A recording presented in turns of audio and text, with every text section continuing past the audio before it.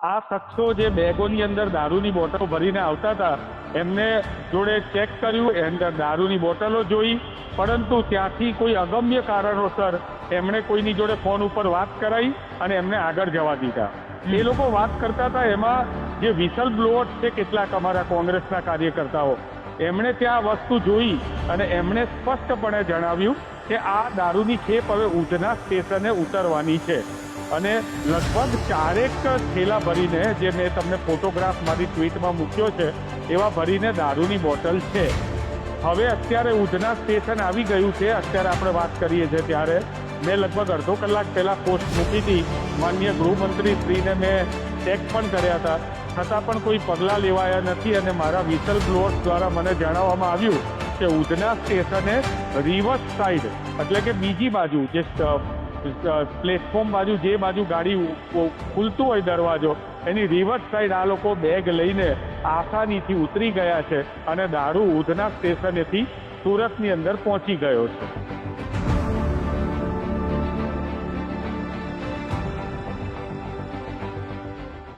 ગાંધીના ગુજરાતમાં તમે સાંભળ્યું છે કે ગાડીઓ મારફતે અને બીજી અન્ય કોઈ ચાલાકીથી ગુજરાતની અંદર દારૂ ઘુસાડવામાં આવે છે।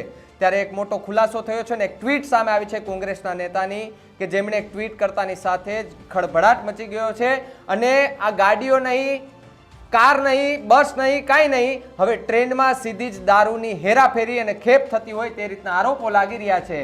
હેમાંગ રાવલ કે જેમણે ટ્વીટ કરી છે અને એક ટ્વીટમાં લખ્યું છે કે ગાડી નંબર પણ લખેલા છે અને એમાં લખ્યું છે કે 4 થી 5 બેગ ભરેલી દારૂની બેગો છે કે જે સુરતના ઉધના રેલવે સ્ટેશન પર ઉતારવાની વાત મળી છે। જ્યારે અમે એમની સાથે ટેલિફોનિક વાતચીત કરી તે દરમિયાન એમણે કહ્યું કે અમારા કાર્યકર્તાઓ ટ્રેનમાં હતા અને ત્યારે એમને ખબર પડી કે ટ્રેનની અંદર 4 થી 5 થેલા દારૂ ભરેલા છે અને એ સુરતના ઉધના રેલવે સ્ટેશન પર ઉતારવાના છે।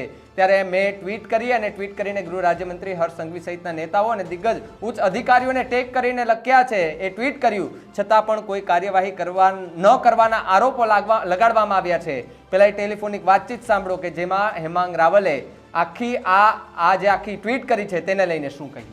હેમાંગભાઈ, તમે એક ટ્વીટ કરી છે અને ટ્વીટની અંદર જે લખવામાં આવ્યું છે કે દારૂ બંધીની જે વાત કરવામાં આવી છે ને તમે જે ટ્રેન મારફતે દારૂ સપ્લાયની જે વાત કરી રહ્યો છો ને જે આરોપો લગાવી રહ્યા છો કે હાલમાં જે ટ્રેનના નંબર પણ આપવામાં આવ્યો છે ને ખેપ મરાઈ રહી છે તેવી ટ્વીટ કરવામાં આવી છે, કઈ રીતે જુઓ છો ને કે શું લાગ્યું છે તમે આ ટ્વીટમાં?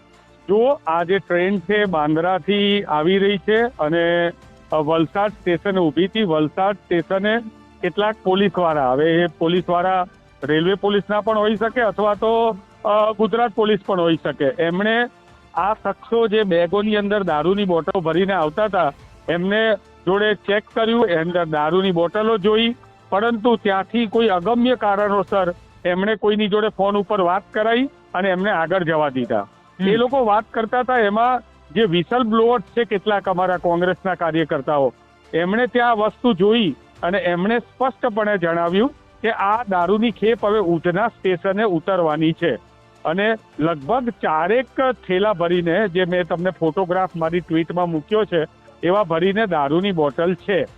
હવે અત્યારે ઉધના સ્ટેશન આવી ગયું છે। અત્યારે આપણે વાત કરીએ છીએ ત્યારે મેં લગભગ અડધો કલાક પહેલાં પોસ્ટ મૂકી હતી। માનનીય ગૃહમંત્રી શ્રીને મેં ચેક પણ કર્યા હતા, છતાં પણ કોઈ પગલાં લેવાયા નથી અને મારા વિસલ બ્લોઅર્સ દ્વારા મને જણાવવામાં આવ્યું કે ઉધના સ્ટેશને રિવર્સ સાઈડ, એટલે કે બીજી બાજુ, જે પ્લેટફોર્મ બાજુ, જે બાજુ ગાડી ખુલતું હોય દરવાજો, એની રિવર્સ સાઈડ આ લોકો બેગ લઈને આસાનીથી ઉતરી ગયા છે અને દારૂ ઉધના સ્ટેશનેથી સુરતની અંદર પહોંચી ગયો છે। હેમાંગભાઈ, શું તમે પણ એ ટ્રેનમાં અત્યારે ઉપસ્થિત છો, હાજર? ના, હું એ ટ્રેનમાં નથી। મને મારા વિસલ બ્લોઅર્સ કાર્યકર્તા દ્વારા માહિતી આપવામાં આવી છે। ટ્રેનનો કોચ નંબર હતો S1 અને સીટ હતી 3 અને 4, એની નીચે આ દારૂની બેગો, બોટલોની બેગો પડેલી હતી।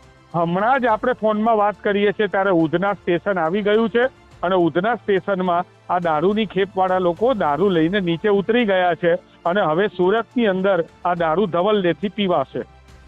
હેમાંગભાઈ, આની પહેલા પણ આપણે જોયું છે રાજસ્થાન ગુજરાતની બોર્ડર પરથી વિડીયો સામે આવ્યા હતા કે દારૂના ઢગલા લઈ અને કારો જતી હોય છે, એને પોલીસ પણ જવા દેતી હોય છે અને એમને રસ્તો કરાવતો હોય છે, ત્યારે આવા દ્રશ્યો ગુજરાતમાં પણ સર્જાય છે, કેટલું યોગ્ય? બિલકુલ, આ સુરત જેવા શહેરની અંદર દારૂની ખેપનો ઇતિહાસ બહુ પુરાનો છે અને આખા ભારત દેશની અંદર અને સંપૂર્ણ જ્યારે ગુજરાતની અંદર જ્યારે દારૂબંધી હોય અને ભારત દેશમાંથી ગુજરાત જે અલગ અલગ રાજ્યો સાથે સંકળાયેલું છે ત્યાંથી દારૂ ગુજરાતની અંદર હું ઘણીવાર કહી ચૂક્યો છું ને આપના માધ્યમથી પણ કહેવા માંગુ છું કે ગુજરાતમાં દારૂની રેલમછેલ છે.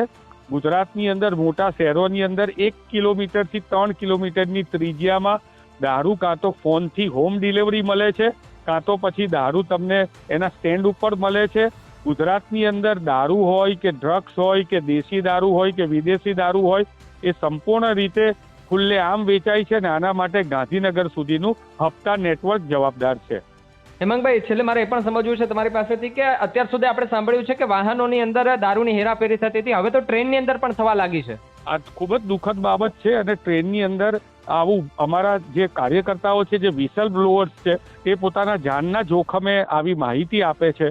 છતાં પણ અડધો કલાક પહેલા ગૃહમંત્રીશ્રીને ટ્વીટ કરવામાં આવેલું છે, છતાં પણ અને સુરત મ્યુનિસિપલ કમિશનરને પણ ટ્વીટ કરવામાં આવેલું છે, છતાં પણ આ દારૂના ખેતિયાઓ એ આસાનીથી દારૂ લઈને એ ટ્રેનમાંથી નીચે ઉતરીને પોતાના ગંતવ્ય સ્થાન ઉપર પહોંચી જવા તરફ આગળ વધી રહ્યા છે. હા, એટલે જે રીતે તમે ટ્વીટ કર્યું છે, ટ્વીટમાં જે ટાઈમ બતાવવામાં આવી રહ્યો છે કે 8:06 આસપાસ ઉધના સ્ટેશન પર ટ્રેન પહોંચશે, અત્યારે તો પહોંચી ગઈ હશે.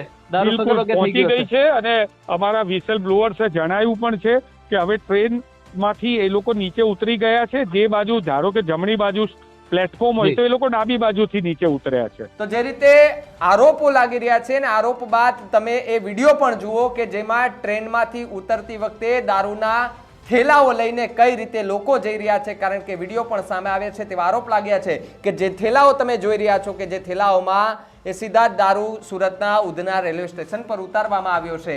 હવે આની ઉપર સુરત પોલીસ, ગુજરાતની સરકાર અને ઉચ્ચ અધિકારીઓ તપાસ કરશે કે કેમ, આમની ઉપર કોઈ કાર્યવાહી થશે કે કેમ, એ તો સમય આવતા જ ખબર પડશે. પણ આ મુદ્દે તમારું શું માનવું છે અમને કમેન્ટ કરીને ખાસ જણાવજો. તો આવા જ વધુ સમાચાર માટે આપ જોતા રહો ન્યૂઝ રૂમ ગુજરાત.